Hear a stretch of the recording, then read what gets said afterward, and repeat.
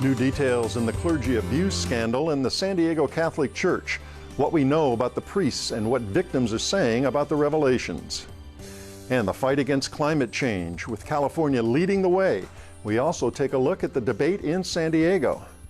Plus, America's longest war continues. How the U.S. mission has changed in Afghanistan over the last 17 years. I'm Mark Sauer. The KPBS Roundtable starts now.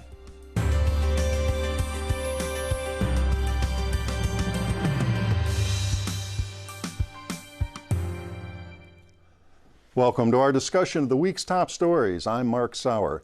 And joining me at the KPBS Roundtable today, reporter Peter Rowe of the San Diego Union Tribune, Rob Nikolewski, energy reporter for the Union Tribune, Rob Creer, veteran weather reporter for the Union Tribune, and former Los Angeles Times reporter Tony Perry. Well, the Diocese of San Diego has released names of 8 more former priests and details of their past sexual abuse of children. This comes amid a renewed outcry in the U.S. and around the world over clergy abuse in the Catholic Church. Reporter Peter Rowe has covered the clergy abuse saga here for years, and he joins us from the UT newsroom. Hi, Pete.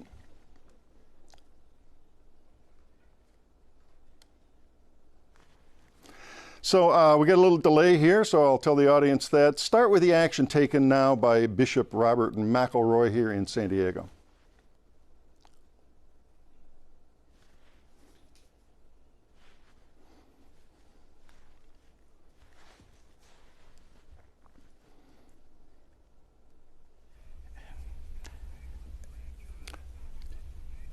And also at the Vatican, where there's renewed attention being paid to reports of sexual abuse.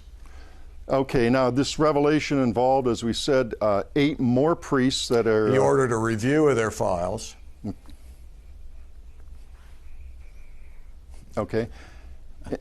And give us an idea who these priests are. Now, several... I'm sorry, Mark, about the overlap, but yes. Okay. All right. Now, give us an idea who the 8 priests are. Several are dead, right?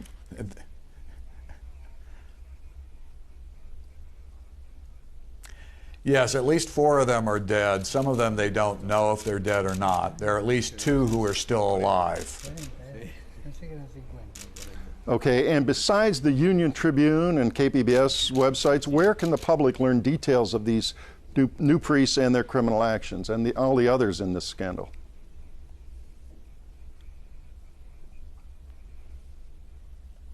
For years, one of the best places to look for information on this has been bishopsaccountability.org.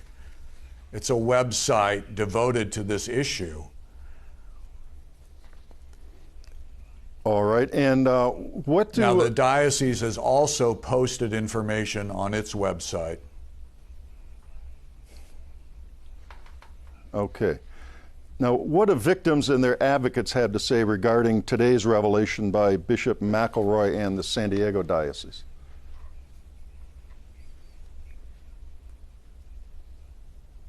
Well, they're encouraged to a degree. They think this is a good first step, but only a first step. What they would like to see is the diocese be more transparent, throw open its records, and also be more contrite, really reaching out to the victims. All right. And this comes as American bishops meet at the Vatican with Pope Francis on this burgeoning scandal. And the San Diego bishop plans a listening tour in various San Diego communities, right?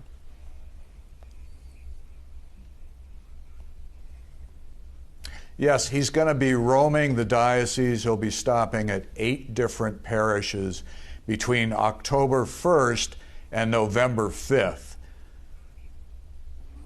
The schedule for that is, again, posted on the diocesan website. There's also a list in today's Union Tribune. Okay, and a final question here before we let you go. And again, we appreciate you joining us from the newsroom downtown at the UT, and we're sorry about the delay for our audience, but that's okay, we're working with it. Remind us of that San Diego Diocese settlement with abuse victims. That was one of the largest in the nation, right?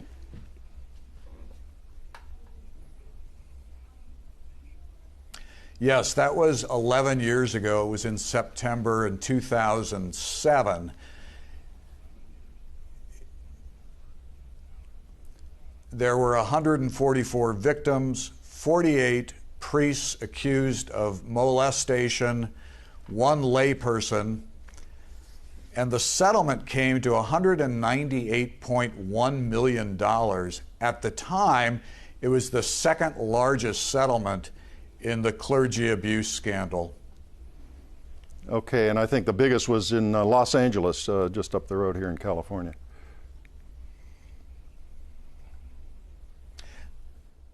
That's correct. Okay. All right, Pete, we're going to let you go. Appreciate you taking time and joining us from the newsroom downtown. We're going to move on to our next topic. Thanks. Peter Rowe with the Union Tribune. All right, well, record-setting fires in California, San Diego's driest August ever, a monster storm slamming the Carolinas, extreme weather phenomenon from the Arctic to Europe and the Southern Hemisphere. Only staunch climate skeptics fail to see the effects of climate change, and leaders in California vow to do something about it despite denial among certain Republicans. And Rob Creer, start with the weather here. We're super dry. You had a story here about just how hot and dry it was in August. And of course, we got these millions fleeing and facing this terrible tragedy in the southeast. Well, for San Diego, August was the hottest August we've ever had. It goes back to 1874. And it was the second hottest month for any time of year the city's ever had. Exceptionally dry, but that's just continuing a pattern that's been going on for 18 months. This year, the weather year they consider to be from October 1st to September 30th. So this year will be the second driest year San Diego's ever had, real close to the driest. And of course that leaves things very dry in the backcountry. Yeah, and that's my next question. So far in Southern California and San Diego County, we've been spared. We've had a few fires, but nothing like they've had up north, which has been a terrible year for fires already. But what are the experts saying about the period between now and the rainy season? Well, in terms of, if you just look at the vegetation out there, it's really dry. It may be not record dry, but in the top 10% of the driest they've ever seen out there. But what's going to matter is what happens with the Santa Ana winds. And we have a El Nino developing, and it looks like it's going to happen. And that may or may not bring a lot of rain because El Nino has sort of fallen out of the reliability scale. As you know, a couple of years ago we had Super Nino, the Godzilla El Nino. That wasn't. That turned out to be a minnow, and it did nothing for us. So whether El Nino is reliable or not in terms of rainfall is one issue. Another issue, though, is that El Nino does change the weather patterns. And last year, we were set up to get a lot of bad Santa Anas. The forecasters knew that, and they saw it coming. And if you remember, we had bad Santa Anas all the way into December when we had the lilac fire up in Fallbrook. And they knew that was coming. This year, they think, with El Nino and some other factors in the atmosphere, that it shouldn't be as bad of a year in terms of Santa Anas. The question is, when will those first wetting rains come?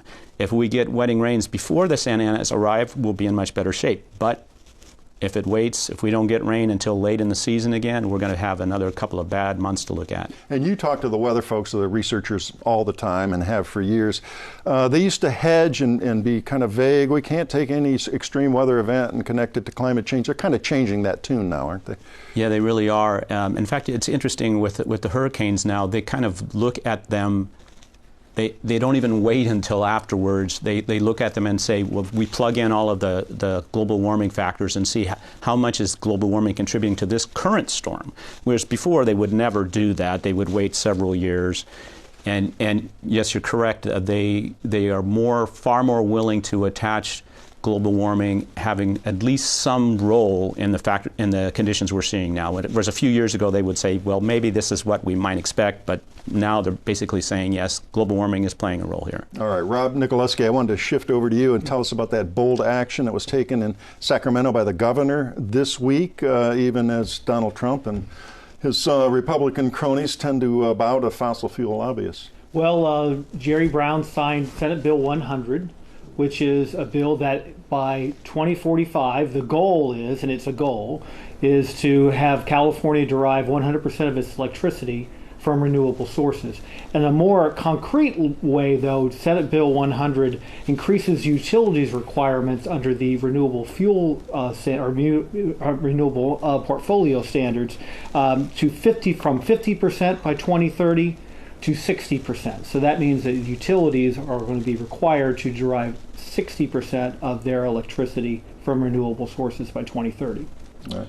Tony? Well, Jerry caught hell the other day at the, outside the convention there in San Francisco, people saying, hey, if you're so big into changing our ways, stop oil drilling in this state. He didn't. He won't. Do they have a beef? Has Jerry talked big but settled small? Well, I think that's a matter of political debate on as far as that's concerned. But I think some of the larger questions about trying to get to more renewables in the system, there's a lot of speed bumps along that way. For example, one of the biggest is the natural gas. If you take a look at the power mix in California, in-state generation, the largest source is natural gas, 43% in California. So if we're going to try to get to 100% renewables by 2045, there's a big question there. What are we going to do about natural gas?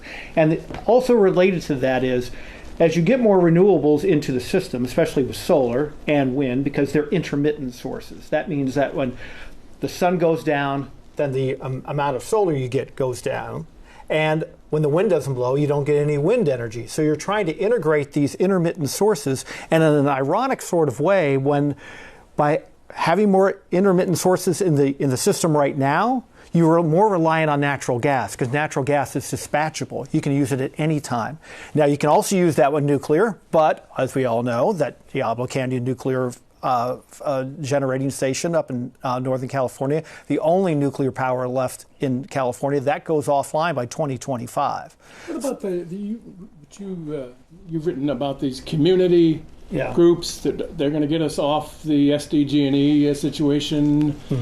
Is that realistic? It's got that crazy name, Community Choice Aggregation. It had a long piece on the paper. It scares me to death, because we were here the last time the state tried to monkey around. It was 2000, 2001, deregulation. Right. Next thing you know, we had shortage. Yes, Enron was Enron played into naughty it. things. But I like the idea of renewable, all that. Is it realistic? And tell us briefly as you can, explain that. I know that's a very complicated issue, as you pointed out. Under the model that you have with investor-owned utilities, and there's 3 of them in California, including SDG&E, an investor-owned utility basically does it all. They procure the energy. They also take care of customer billing. They distribute the energy. Exactly. They transmit the energy. What community choice aggregation does, it just takes one part of that away, but it's a big part, and it's procuring the energy. It's coming up with deriving this, or coming up with a source of energy for a given community. Now, right after the disaster from the California energy crisis in 2001 and 2002, the California Public Utilities Commission, under direction from the state legislature, came up with a way, enabled community choice aggregation to be created. And under community choice aggregation, just as the name suggests, a community, whether it's a town or a county or a combination thereof, or a city like San Diego, right? They can form through a joint powers agreement. They can form an entity that can derive or they can go out and purchase the energy that community is going to use.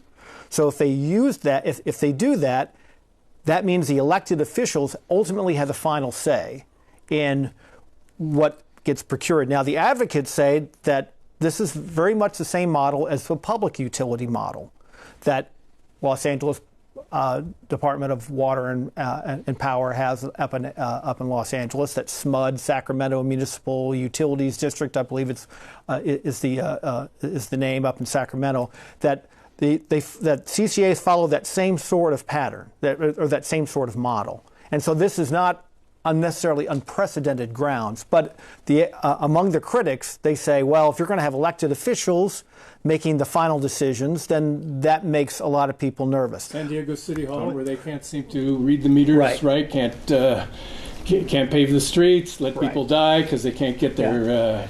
Now, advocates will point out, and it's true, that many, almost all of the CCAs, they get a third-party company to go out and they procure the energy and they take care of all the nuts and bolts. But ultimately, the decision is up to the elected officials. Political leaders. All right, well, that sets us up because the city council is going to be taking this up soon here in San Diego, and we're going to talk about that in a second, but we do have a bite from Assemblyman Todd Gloria, of course, former city councilman. Let's hear what he has to say about this.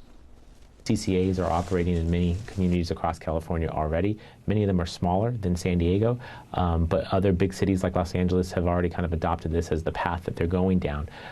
We need to do this in San Diego. And again, my understanding is the city is close to considering that vote. Again, if you believe as I do that this is urgent, we need to take action now.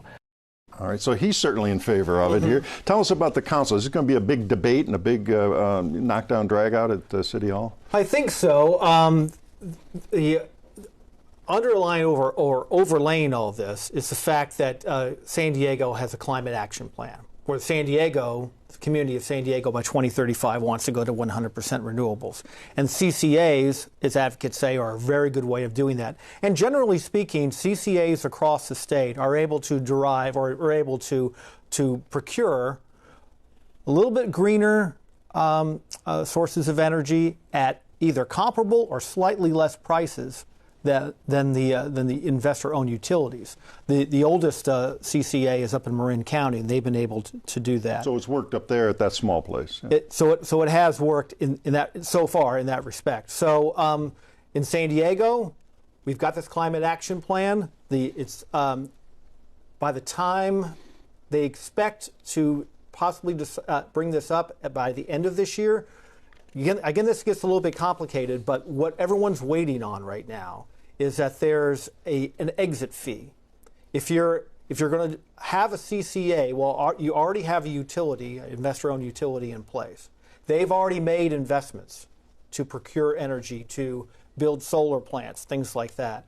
And in order to even out the cost, you have to that the CCA has to pay an exit fee. Now that's determined by the California Public Utilities Commission. They're having a big discussion about that. They were supposed to vote on it last Thursday.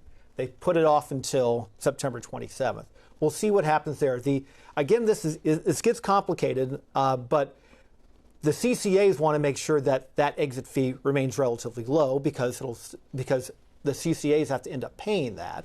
And customers, exactly. And if it's high, then that undercuts a lot of the incentive to get a CCA. Now, if it's too low, the utilities complain and say, look, we made all these investments, many of them directed by the California Public Utilities Commission and the legislature. We got to cover that cost. We have to cover that. All right, we're out of time on this, but expensive, a little risky. Boy, that doesn't sound like San Diego city government. Yeah, but I think it might pass. All right.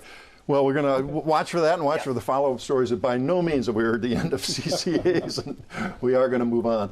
Well, this week marked the 17th anniversary of the 9/11 terrorist attacks in New York, Washington, D.C., and Pennsylvania. Next month marks the 17th year of the war in Afghanistan. It's lasted nearly 3 times as long as American fighting in World War I and World War II combined. More than 2,200 Americans have been killed, and at least $840 billion have been spent on the war and rebuilding efforts there. Yet the war in Afghanistan barely registers for most Americans or the media. The question long since begged, why are we still there? So, Tony, it's a long-winded introduction here, and it's a long war. How does the military today define our mission? Much different than it did when the Marines from Camp Pendleton came ashore and stormed into Afghanistan in late 2001, right after the 9/11 catastrophe. Then it was full-on combat with the Northern Alliance. Those were Afghan allies who wanted to bring down the Taliban, wanted to oust al-Qaeda, and we joined forces. Some of the American special forces were riding horses because that's how you do it. The Marines weren't. They used tanks and such. But them was full-on combat, and remained that way for some period of time, particularly in the Helmand province where the Marines from Pendleton were out in the western. It is now quite different. We had 100,000 troops at one time. Now we have 14,000. And we have pulled back from the countryside. And our job now is helping provide safety for big cities, Kabul, for example, Ghazni, Islamabad, for example, and to train, tutor, if you will, hold the hand of the Afghan forces.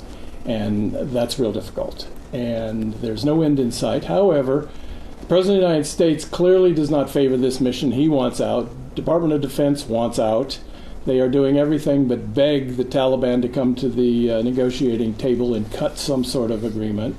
The language has changed. We're now talking, the generals are talking, this is a civil war because Taliban are back. They're resurgent. They are in control of a large segment of the country, including Helmand Province, where Marines from Camp Pendleton fought and died to take it over. Well, the Taliban is back. And we want out. And it's tough, noting as you did, just what's happening over there. You get conflicting stories, conflicting reporting. It's really difficult to gauge exactly what's going on the ground. Absolutely, the numbers are all over the place. Although I don't find any numbers that say, "Wow, we're really going to town there." All the numbers are bad. The ones put out by the government are less bad than the ones putting out by United Nations and others. And there's some good on-the-ground reporting. New York Times, Washington Post, and some others are doing some awfully good on-the-ground reporting. Time Magazine did an awfully good piece on the fight in Ghazni, which is 60 miles from Kabul. Not a lot. There's some good reporting. There used to be a lot more. That's another issue. Right, I think only the New York Times has recently expanded the reporting, but all other news agencies seem to be pulling back. That's true. The Post is still there. Associated Press, of course, is still there.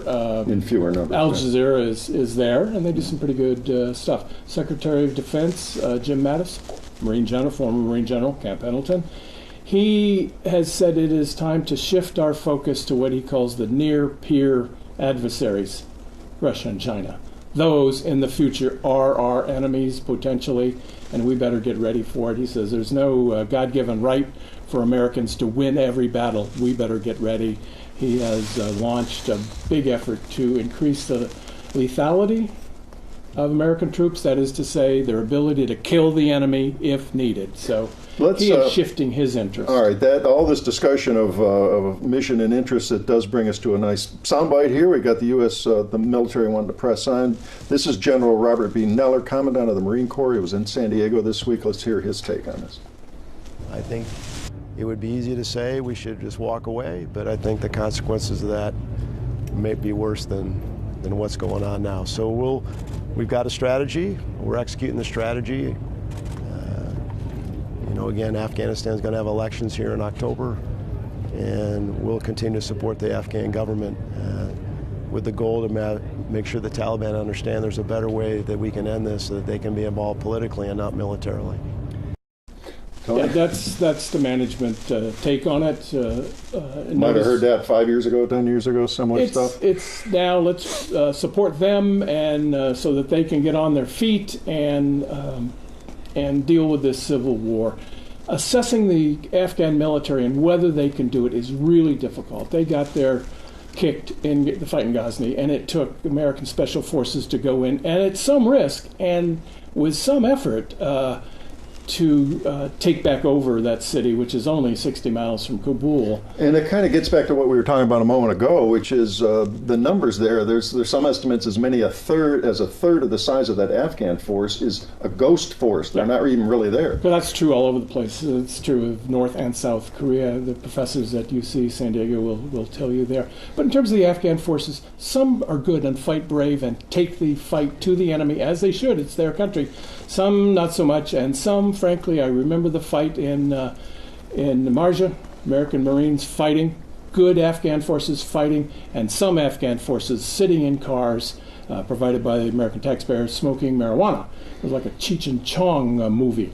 It was awful, and I think that is still a problem. Drug use and corruption and competency is still a major problem in their military and in their government. Some good battalions, some not so much. Now, we got about a minute left in this segment. some talk this summer about the Afghan government holding peace talks. It was alluded to by the general there.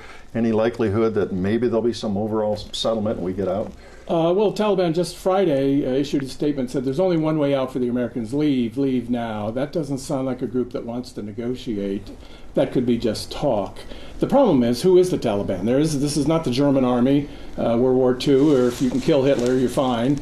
Who runs the Taliban? A whole bunch of folks. This is modern warfare. Anybody who can strap together some dynamite and walk into a shopping area or a wrestling tournament they can cause massive death, and that undermines the credibility of the government. We are out of time, but we'll watch for that. Another story to follow up here. It's a big year in the news. Well, that does wrap up another week of stories at the KPBS Roundtable. I'd like to thank my guests, Peter Rowe of the San Diego Union Tribune, Rob Nicholewski of the Union Tribune, Rob Creer of the Union Tribune, a lot of Union Tribune folks with us today, and Tony Perry, formerly of the Los Angeles Times. Reminder, all the stories we discussed today are available on our website, kpbs.org. And I'm Mark Sauer. Thanks for joining us today on the Roundtable.